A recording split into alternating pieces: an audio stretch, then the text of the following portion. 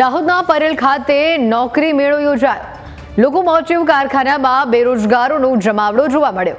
કારખાનામાં નોકરી મેળવવા યુવક યુવતીઓ મોટી સંખ્યામાં ઉમટ્યા. 9000 HP લોકોમોટિવ કારખાનામાં ઉમેદવારો ઉમટ્યા. સિમેન્સ કંપનીના HR હેડે નોકરી ઈચ્છુકોના બાયોડેટા લીધા.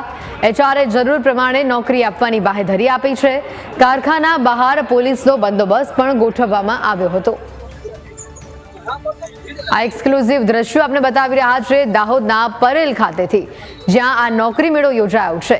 લોકોમોટિવ કારખાનામાં બેરોજગારીનો આ જમાવડો જોવા મળ્યો. બેરોજગારો મોટી સંખ્યામાં અહીંયા ઉમટ્યા. યુવક યુવતીઓ જેઓ બેરોજગાર છે તે મોટી સંખ્યામાં અહીંયા ઉમટ્યા. કારખાનામાં નોકરી મેળવવા યુવક યુવતીઓ અહીંયા ઉમટ્યા હતા. માથે શિક્ષિત બેરોજગાર લડત સમિતિ દ્વારા છેલ્લા 1.5 વર્ષથી આ લડત ચલાવતા હતા.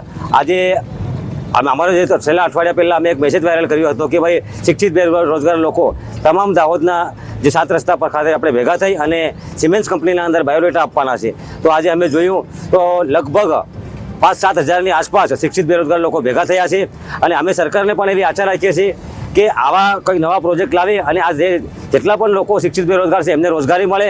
અને આજે સિમેન્સ કંપનીના અંદર અમે બાયોડેટા આપ્યા છે, એમને બાયોડેટા સ્વીકાર્યા છે અને અમને આશ્વાસન આપ્યું છે કે જેટલા પણ લેવામાં આવશે કે એના હિસાબે એ લોકોને લેશે.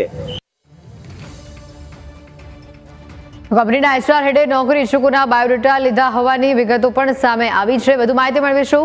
સંવાદદાતા નીલુ જોડાયા છે ફોન લાઈન ઉપર. નીલુ, જે રીતે સિમેન્સ કંપનીના HR હેડે નોકરી ઈચ્છુકોના બાયોડેટા લીધા અને તેઓને નોકરી આપવાની ખાતરી આપી છે, કેટલી જગ્યા ખાલી છે અહીંયા અને કેટલા ઈચ્છુક ઉમેદવારો અહીંયા નોકરી માટે પહોંચ્યા હતા?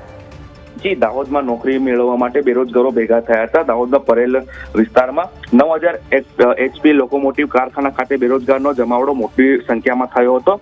પરેલ ખાતે આવેલા કારખાનામાં નોકરી મેળવવા માટે યુવક યુવતીઓ ઉમટી પડ્યા હતા. પોતાના બાયોડેટા સાથે મોટી સંખ્યામાં બેરોજગારો યુવતી પહોંચી ગયા હતા.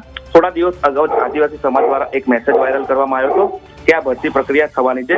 તેના સંદર્ભે આટલી મોટી સંખ્યામાં લોકો ત્યાં ભેગા થયા હતા. સિમેન્ટ કંપનીમાં હજુ સુધી લોકલ બેરોજગારને નોકરી નથી અપાઈ. લોકલ બેરોજગાર સમિતિ દ્વારા છેલ્લા કેટલાય સમયથી લડત ચાલી રહી હતી. રેલવે કારખાનાના બહાર પોલીસનો મોટો બંદોબસ્ત ગોઠવવામાં આવ્યો હતો.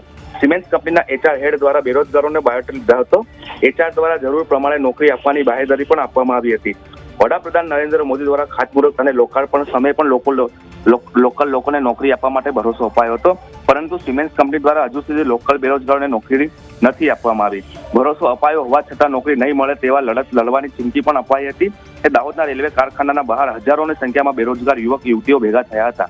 જી.